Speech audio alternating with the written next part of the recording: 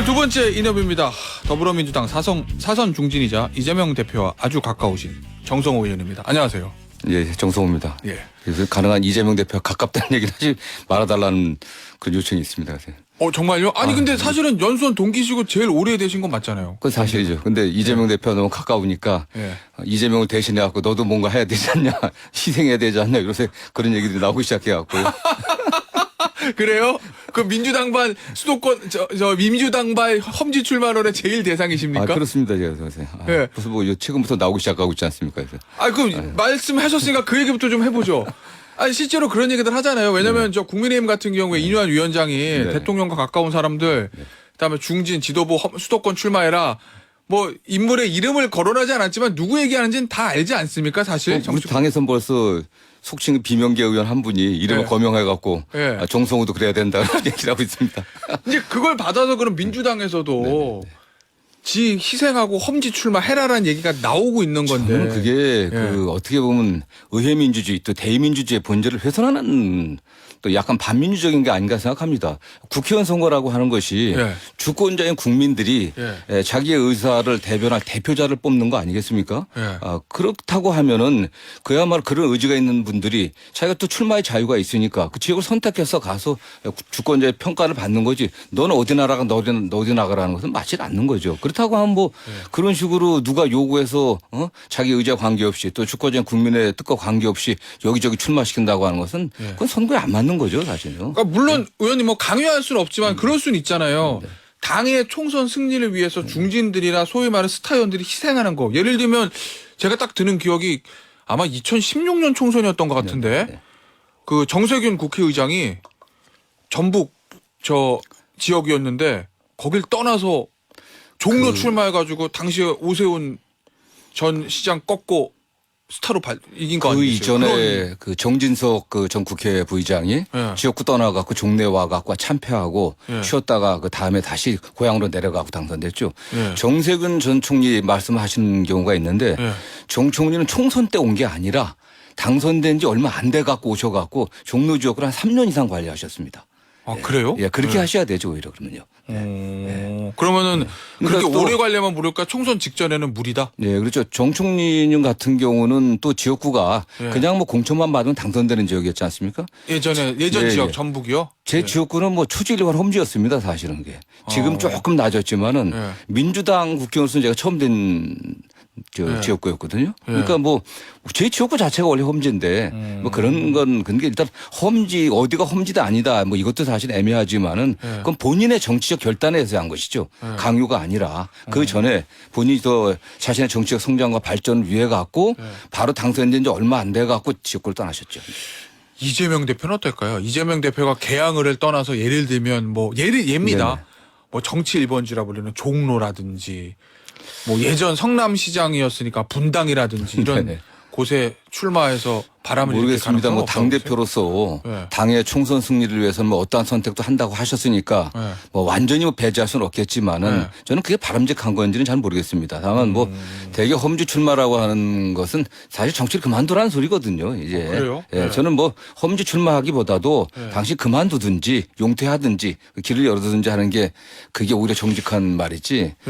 그냥 낯선 데 가서 죽어라. 그건 뭐 바람직하지 않다고 보고 있고요. 네. 그런데 의원님 만약에 내년 총선에 국민의힘에서 뭐 김기현 대표 그리고 장제원 의원 뭐 권성동 의원 이런 의원들이 불출마 선언 한다든지 야, 나 저 영남 지역구 떠나가지고 수도권 험지 출마해서 당을 위해서 내 한번 불사르겠습니다. 이러고 나오면 근데 민주당 의원들은 그냥 있으면 여론이 국민의힘은 저렇게 희생하는데 민주당은 뭐하냐? 이 얘기 안 나오지 뭐 않겠습니까? 앵커께서 이제 가정을 해서 말씀하셨는데 아니, 국민의힘 분위기를 그렇게 잡아가는 것 같아요. 분위기 잡아도요. 제가 알기로는 좀 100% 확신합니다.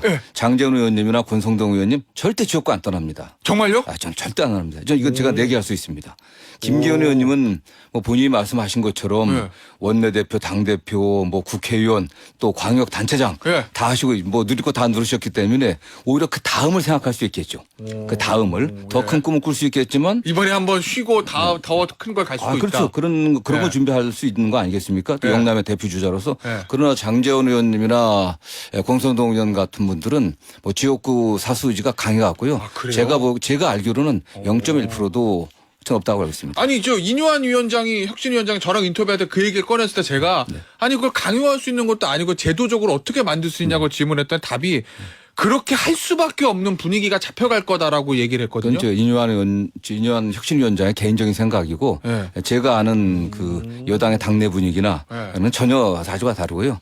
어쨌든 그분이 굉장히 제가 보기엔 용산과의 어떤 교감 하에 그런 말씀을 하는 거지만 분위기만 그렇게 조성할 뿐이지 실제 결과는 그게 못 만들어낼 겁니다. 알겠습니다. 그러면은 우리 정성호 의원님 얘기대로 하면 국민의힘이나 민주당이나 다 이제 중진들이 뭐 수도권 오고 이런 버져지기 어렵다. 그건 쉽지 않고요. 오히려 공정하게 공천해갖고 자연스럽게 물갈이 될 수 있게 하는 그런 걸 하는 게 더 필요하겠죠. 네. 자연스럽게 물갈이 되는 그건 어떤 의미입니까? 공정화가 경쟁에서 자연스럽게 물갈이 되는 거?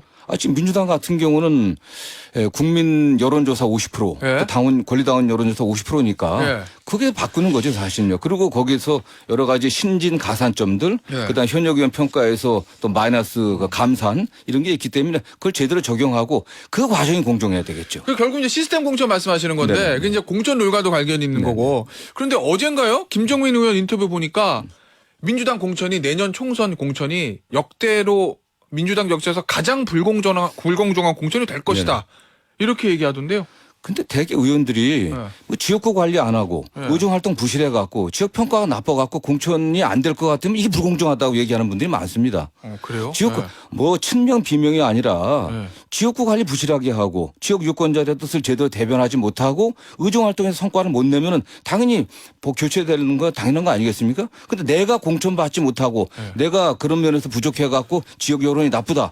그럼 불공정하다고 얘기하면 그렇게 얘기하면 곤란한 거죠 사실. 근데 김종민 의원 인터뷰 보니까 그런 얘기를 좀 하는 것 같더라고요. 지금 뭐 당에서 총선기획단 쪽에서 공천 룰을 좀 건드리려는 거 아니냐. 원래 민주당은 총선 1년 훨씬 전에 공천률 확정이 돼 있어야 되는데 그거에 어긋나고 왜 공천률을 건드리려고 그러냐. 그게 불공정한 거 아니냐. 과거 제가 국회의원 선거를 이미 6번이나 했습니다. 내년 7번째 선거를 하는데 선거 전까지 공천룰을 1년 전에 확정해갖고 한 경우가 여야에 단 한 군데도 없습니다. 당원 당규와 상관없이요? 되게 특별 당규를 만들어갖고 정치라는 게 생물이라고 그러지 않습니까? 계속 바뀌거든요. 상황이 바뀌기 때문에 국민의 눈높이에 맞춰갖고 룰도 조금씩 바뀌었어요. 그러나 문제는 그게 특정 인사에게 불이익하게 적용된다고 하면 그건 불공정하겠죠. 그러나 모든 당사자에게 똑같이 적용되면 불공정한 게 아니겠죠. 그 어떤 면 저는 김종민 의원이나 소위 비명계 의원들이 도대체 뭐가 불공정한 건지 그걸 얘기를 해야지. 그냥 이재명이 공천하니까 불공정하다. 이거야말로 사실은 불공정한 얘기죠. 그럼 너 본인에 대해서는 공천을 확정해달라. 그건 경선 없다. 전략 공천해달라. 이 얘기 아니겠습니까? 그건요. 그렇습니까? 알겠습니다. 이 얘기 좀 해보죠, 의원님. 인재위원장, 그러니까 국민의힘은 인재영입위원이라고, 이제 민주당은 인재위원회 이렇게 부르는 것 같은데 인재위원장을 이재명 대표가 직접 맡았어요. 이건 어떤 의미입니까? 어떻게 보면은 지금 야당 아니겠습니까? 야당이기 때문에 외부에서 정말 명망이 있고 또 실력도 있고 또 우리 사회의 어떤 변화를 또 대변할 수 있는 그런 분들을 모시려고 해도 쉽지가 않아요. 그다음에 당대표 정도 되시는 분들이 진짜 권위를 갖고 이렇게 접촉해도 쉽지 않은데 그렇지 않습니까? 그렇기 때문에 이재명 당대표가 직접 나서 갖고 정중하게 모셔야 사실 그분들도 올 가능성이 조금이라도 있지 않겠습니까? 그런 차원에서 당대표가 직접 나서는 게 좋다고 생각하고 있고요. 다만 실무적인 작업은 이미 뭐 사무총장이나 실무자들 중심으로 이렇게 많이 좀 스크린하고 있는 걸로 알고 있습니다. 그런데 이제 역대로 뭐 국민의힘 보수정당도 마찬가지지만 역대로 민주당도 총선에서 인재 영입하는 대상들을 보면 외부에 있는 그러니까 당에 좀 부족한 점을 메워줄 수 있는 사람들을 영입을 하고는 하잖아요. 그렇죠. 근데 어제 이제 민주당 대변인 얘기하는 거 보니까 과거 인재위원회는 주로 외부의 신진 인사 영입에 주력했지만 이번에는 당 내부 인재 및 당무에 참여한 정부 경력이 있는 외부 인사들을 포함해 발탁할 계획이다. 이렇게 얘기했거든요. 컨셉이 예전처럼 다른 것 같은데 이건 왜 그런 거예요? 크게 다르지는 않고요.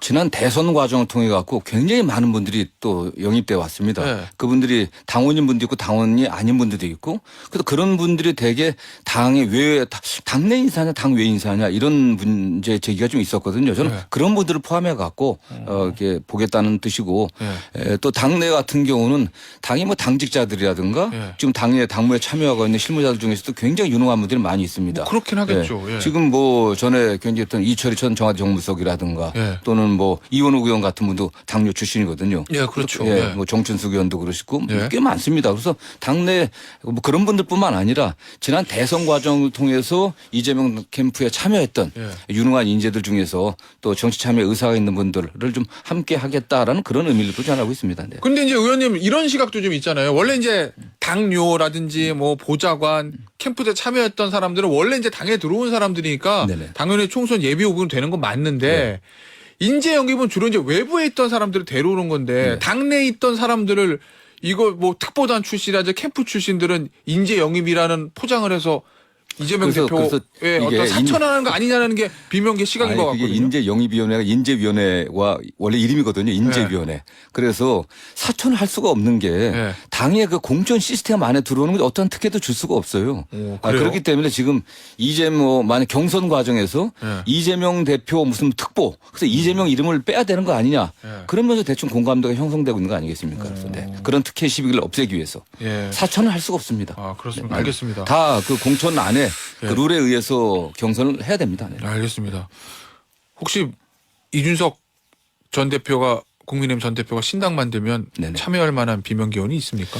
저는 모르겠습니다. 지금 뭐 정당을 창당한다고 하는 것이 네. 그냥 국회의원 선거에서 이겨갖고 소위 말하는 금배지 한번 달겠다는 게 아니라 네. 시대의 어떤 가치와 시대 정신을 대변해갖고 우리는 이러한 비전, 이러한 가치, 이러한 노선을 갖고 하겠다 이런 목표가 있어야 되지 않겠습니까? 과연 그런 게 있는지 없는지 잘 모르겠어요. 이준석 전 대표의 신당이요? 예, 예. 네. 지금 그냥 기성정당에 불만을 갖고 있고 또 기성정당에서 공천받기 어려우니까 네. 그러니까 이합집산에서 모여갖고 우리 당 만들겠다. 왜냐하면 정당이 있는 거하고 무소속하고는 차이가 굉장히 많거든요. 네. 선거 운동 과정에서 차이가 크기 때문에 그런 혜택 보기 위해서 만드는 게 아니라고 하면 도대체 그 추구하는 가치 노선이 분명해야 될 것을 보고 있고 네. 민주당에 있던 분들이 소위 비명계라고 하더라도 스펙트럼이 굉장히 차이가 있지 않습니까 지금. 네. 네. 저는 뭐 그런 면에서 과연 같이 한다고 하면 국민들이 거기에 뭐 동의를 해줄지는 좀 의문입니다 사실요. 소위 말하면 뭐 이준석 전 대표, 금태섭 대표, 양양자 의원 뭐 이렇게 해서 만드는 제3지대 신당이 만들어진다고 하더라도 파괴력은 없을 거다. 저는 크지 않을 거라고 봅니다. 결국에는 네. 그분들이 어쨌든 현재의 양당 대립 구조를 극복할 만한 더 큰 비전과 가치를 또 네. 제시하고 거기에 또 국민들이 좀 어쨌든 긍정적으로 생각할 만한 좋은 인재들이 참여한다면 모르지만 쉽지 않을 것으로 보고 있습니다. 알겠습니다. 이게 뭐 제3지대 정당과 관련되는 문제이기도 한데 선거제요. 네네. 국민의힘은 예전 2016년 버전 그러니까 병립형으로 돌아가자라고 이제 의견을 모은 것 같은데 민주당은 어떻습니까?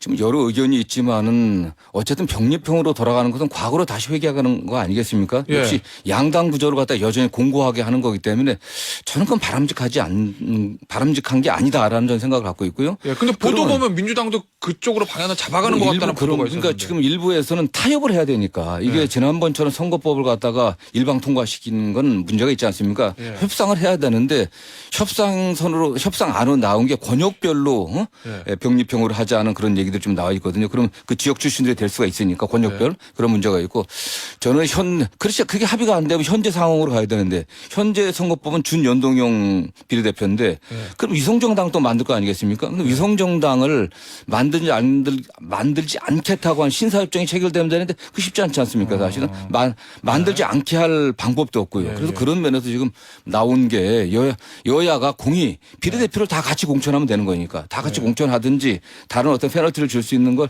그런 합의를 했으면 좋겠는데 쉽지는 않은 것 같습니다. 알겠습니다.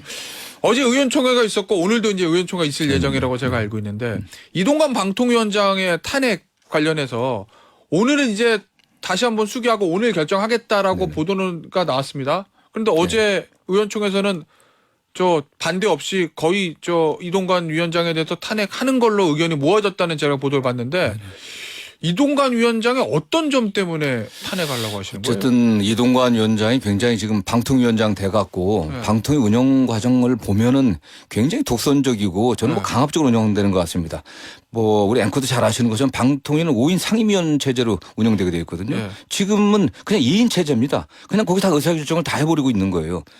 말이 안 되는 거 아니겠습니까? 그리고 지금 뭐 KBS 어떤 장악하기 위해서 했던 일련의 과정들 보면은 뭐 상당히 문제가 컸던 거고 저는 구체적인 어떤 개별법을 위반한 점에 대해서는 조금 약간 의문을 달 수 있지만 예. 전체적으로 이동관 위원장이 헌법의 언론의 자유를 갖다 굉장히 침해하고 있는 게 아닌가라는 생각을 많이 하고 있습니다. 그런 면에 공감대는 상당히 있다고 보고 있습니다. 근데 의원님 그 말씀하신 대로 이 정치적으로 바람직하지 않다 반대하는 것과 법률 위반을 찾아내서 탄핵하는 건 전혀 다른 문제인 거죠. 그렇죠. 근데 어쨌든 이게 법률 위반의 점도 있고 예. 사실 헌법 위반의 점도 있지 않습니까? 너무 추상적인 거 아니에요? 그러니까 과연 근데 그 이동관 위원장 행태가 추상적인 건지 저는 굉장히 구체적인 헌법 위반의 혐의가 있다고 저는 생각을 하고 있습니다. 그래서 저는 그런 점에서 어쨌든 헌법과 법률 위반해야 되니까 법적 요건을 구비해야 되는데 그런 논의가 좀 있는 것으로 알고 있고요. 다만 이동관 방통위원장이 언론의 자유를 굉장히 중대하게 침해하고 있다라는 점에 공감대가 의원들한테는 상당히 있는 것으로 알고 있습니다. 네. 마지막 질문이 될 것 같은데 한동훈 장관에 대한 탄핵 얘기는 어저께 나오지도 않았다는데 그건 왜 그런 겁니까? 어쨌든 뭐 한동훈 장관이 지금 윤석열 대통령의 최측근인데 대통령도 제일 가까운 분 아니겠습니까? 뭐 마찬가지로 여러 가지 굉장히 문제는 있고 국회에 와서 국민의 대표인 국회를 대하는 태도를 보면 굉장히 적대적이고 공격적입니다. 그런 측면이 있지만 과연 한동훈 장관의 여러 가지 행태가 구체적인 헌법 법률 위반의 점을 있냐 그런 점들은 고민이 좀 되고요. 또 그런 오히려 또 다른 측면에서 우리가 대통령께서 이재명 대표에 대해서 정치 보복 이런 정치 보복적 수사를 갖다가 하고 있다고 저는 믿고 있는데 한동훈 그 실행 책임자 아니겠습니까? 그거에 대해서도 한동훈 장관을 갖다가 우리가 탄핵해서 직무정지 시킨다고 하면은 우리도 똑같은 사람이 되는 거 아니냐 이런 또 우려를 하는 분도 있는 것 같습니다. 알겠습니다. 오늘 인터뷰는 여기서 마무리하도록 하겠습니다. 지금까지 더불어민주당의 정성호 의원이었습니다. 감사합니다. 감사합니다.